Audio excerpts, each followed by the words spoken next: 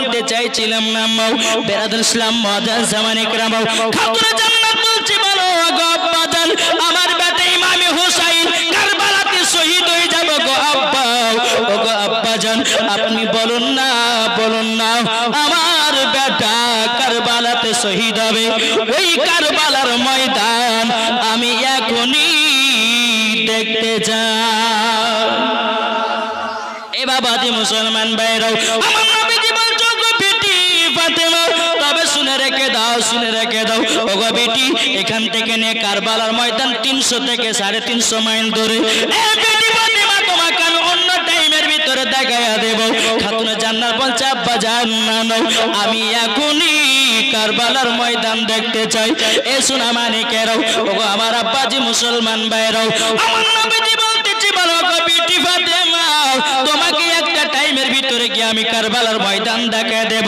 বাবা খাতুনে জান্নাত বলছে আব্বা গো না আবার আব্বা জান ও আব্বা জান আমি এখনই দেখতে চাই যেই কারবালার ময়দানে আমার বেটা ইমাম হোসেন রক্ত লালে লাল হয়ে যাবে বাবাজি মুসলমান ভাইরাও খাতুনে জান্নাত মনে মনে চিন্তা করে বলে আল্লাহ আমার আব্বা যদি শাহাদাতের আঙ্গুলের ইশারাতে যদি চাঁদকে দু টুকরা করতে পারে পাথরকে যদি কলমা পড়াতে পারে গাছ এসে নবীর সম্মুখে যদি সালাম দিতে পারে অবশ্যই আমার আব্বা জান আমাকে এখনই কারবালার ময়দান দেখায় দেবে নারে তাকবীর নারে রিসালাত মাসলাকে আলা হযরত বেরাদুল ইসলাম মুআজ্জাজ জামানে کرام এ বাবাজি মুসলমান ভাইরা যখন বাবা এই কথা বলো আমার নবীজি বলছে কারবালা কোথায় আছো কথা বলো কারবালা বলতেছে লাব্বাইক ইয়া রাসূলুল্লাহ লাব্বাইক হাবিবাল্লাহ ওগো নবীজি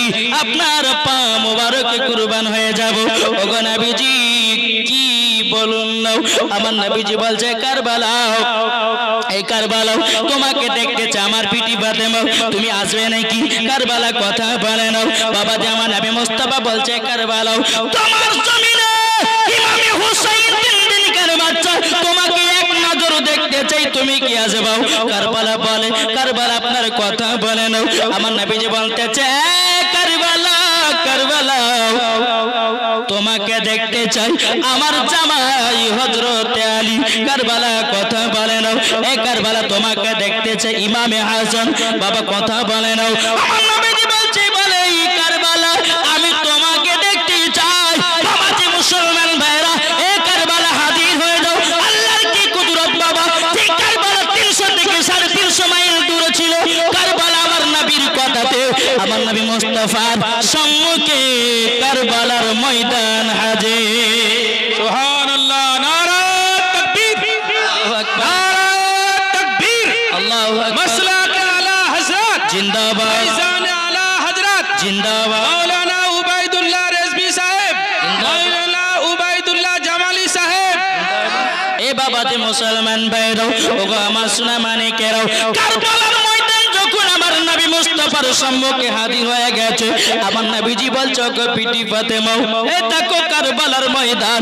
এই কারবালার ময়দানে ইমাম হোসেন শহীদ হয়ে যাবে খাতুনে জান্নাতকে দেখে দে বলছো গো আব্বা জান ও গো আব্বা জান আপনার কাছে একটা অনুরোধ করব গো আব্বা ও গো আব্বা আমার বেটা ইমাম হোসেন কোথায় শহীদ হয়ে পড়ে থাকবে আমার নবীজি বলতে আছে ও পিটি ফাতেমা তুমি শুনে রেখে দাও ও ভাই একটু সহ্য সবর করো আমি তোমাকে দেখায়া দেব আমার নবীজি জিবরিল আমিনকে ডাকলেন হে জিবরিল আমিন তবে শোনো তাড়াতাড়ি আমার কাছে হাজির হও জিবরিল আমিন কারেন্টের মতো নবী মুস্তাফার কাছে বাবা হাজির জোরে হলেন আমার নবীজি বলতে আছে বলে কারবালার ময়দান তবে শুনে রেখে দাও যেই জায়গাতে ইমাম হোসেন শহীদ হয়ে পড়ে থাকবে ওই জায়গার আমাকে এক মুষ্ঠ মাটি এনে দাও বাবাজি জিবরিল আমিনকে এক মুষ্ঠ মাটি নিয়ে এসে আমার নবী মুস্তাফার হাত মুবারক দিয়েছেন দেওয়ার পরে নবীজি আমার মাটিগুলো নিয়ে কান্না করতেছেন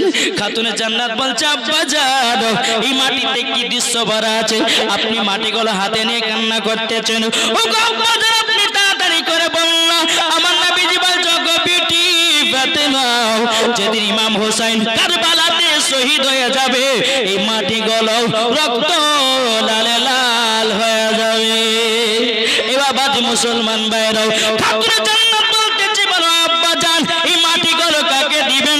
আমার নবীজি বলতেছে বলো বিটি ফাতেমা এই মাটিগুলো কাকে দেব? তাইতে আমি ভাবতেছি কাকে দিই কাকে দিই। ঠাকুর জান্নাত বলতে বলে আব্বা জান এই মাটিগুলো আমাকে দিন, আমি যত্ন করে রেখে দেব। আমার নবীজি বলছে বিটি ফাতেমা এই মাটির অধিকার তুমি হতে পারোনি। ওগো আব্বা জান আমি মাটির অধিকার হতে পারিনি, তাহলে আমার বেটা ইমাম হাসানকে মাটিগুলো দিন। বলে সে অধিকার হতে পারেনি। ওগো আব্বা জান আমার স্বামীকে দিয়ে দিন মাটিগুলো। আমার নবীজি বলতেছে বিটি ফাতেমা আমার জামাই আলী সেও মাটির অধিকার হতে পারেনি। ওগো আব্বা জান তাইলে আপনার কাছে মাটিগুলো রেখে দিন। আমার নবীজি বলছে গো বিটি ফাতেমা এ মাটির অধিকার আমিও হতে পারিনি। এ বাবাজি মুসলমান ভাইরা, আমার নবী মুস্তাফা মাটিগুলো কাকে দেবে কাকে দেবে? উম্মে সালমাকে দেখা হলো। উম্মে সালমা এসে বলতেছে বলো গো নবীজি আপনি আমাকে ডেকেছেন? বলো হ্যাঁ। বলে মাটিগুলো তোমার কাছে রেখে দাও, যত্ন করে রেখে দাও। উম্মে সালমা বলছো গো নবীজি এই মাটির কি গুনাহ আছে বলুন না বলুন দাও। আমার নবীজি বলছে গো উম্মে সালমা এই মাটিগুলো একটা কাচের শিশিতে ভরে রাখো। ইমামে হোসেন কারবালাতে যেদিন শহীদ হয়ে যাবে এই মাটিগুলো রক্ত লাল লাল হয়ে যাবে। এ বাবাজি মুসলমান ভাইরা, ওগো আমার সোনা মানিকেরাও, খাতুন জান্নাত মা ফাতেমা রাদিয়াল্লাহু তাআলা আনহা তিনি বলতেছেন বলো গো আব্বা জান এই মাটির অধিকার আমি হতে পারলাম না। ওগো আব্বা জান এই মাটির অধিকার আমার স্বামী হতে পারলো না, আমার বেটা ইমাম হাসান হতে পারলো না, আপনি হতে পারেন না। আর কারণটা কি? আমার গায়বের সংবাদদাতা নবী বলতেছি ওগো বিটি ফাতেমা যেদিন ইমাম হোসেন কারবালাতে শহীদ হয়ে যাবে এই বিটি ফাতেমা সেই দিন তুমি বেঁচে থাকবে না, সেই দিন হযরতে ইমাম হাসান বেঁচে থাকবে না, সেই দিন হযরতে আলীও বেঁচে থাকবে না। এ বিটি ফাতেমা সেদিন আমিও পর্দার আড়াল হয়ে যাব। এ বাবাজি মুসলমান ভাইরা, খাতুন জান্নাত মা ফাতেমা রাদিয়াল্লাহু তাআলা আনহা তিনি বলতেছে বলো গো আব্বা জান ওগো আব্বা জান আমার বেটা ইমাম হোসেন কারবালাতে কেন শহীদ হবে? আমার নবী মুস্তাফা বলছে গো বিটি ফাতেমা ইসলামকে জিন্দা রাখার জন্য, কুরআনকে জিন্দা রাখার জন্য, মাদ্রাসাকে জিন্দা রাখার জন্য, মসজিদকে জিন্দা রাখার জন্য, হাদিস কোরআনকে জিন্দা রাখার জন্য, ইজমা কিয়াসকে জিন্দা রাখার জন্য ইমাম হোসেন কারবালাতে শহীদ হয়ে যাবে। খাতুন জান্নাত বলছো গো আব্বা জান আব্বা জান আপনার উম্মতের জন্য আমার বেটা ইমাম হোসেনকে কারবালায় দান করে দিলাম। এটা জোরে বলবেন না? এ বাবাজি মুসলমান ভাইরা, ওগো আমার সোনা মানিকেরা, ইমাম হোসেন কারবালাতে বাবাজি আপনার বলতেছে বলো গো বিটি ফাতেমা তবে শুনে রেখে দাও শুনে রেখে দাও কারবালাতে শহীদ হবে আমার উম্মতের জন্য। খাতুন জান্নাত মা ফাতেমা রাদিয়াল্লাহু তাআলা আনহা তিনি বলতেছেন বলো গো আমার আব্বা জান আব্বা জান আপনার কাছে একটা আবেদন করব, আমার হাজার হুসাইন যদি থাকতো ওগো আব্বা জান আপনার উম্মতের জন্য হাজার হুসাইনকে কারবালায় দান করে দিতাম।